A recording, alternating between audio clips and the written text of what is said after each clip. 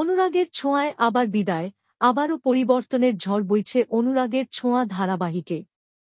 একের পর এক চরিত্র বিদায় নিচ্ছে আর আসছে নতুন মুখ। এবার গল্প থেকে চিরতরে বিদায় নিল এক গুরুত্বপূর্ণ চরিত্র মিশকা। জনপ্রিয় এই খলনায়িকার চরিত্রে অভিনয় করছিলেন অহনা দত্ত, তবে এবার তাকে আর ধারাবাহিকে দেখা যাবে না।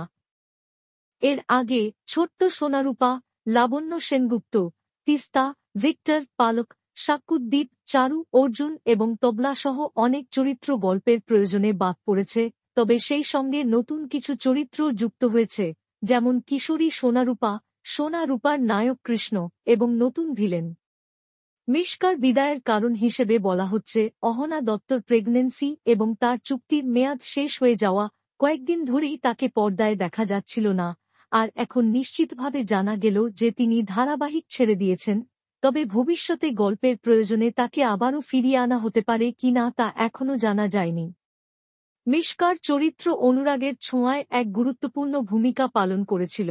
তার অনুপস্থিতিতে গল্প কোন দিকে মোড় নেয় সেটাই এখন দেখার বিষয়।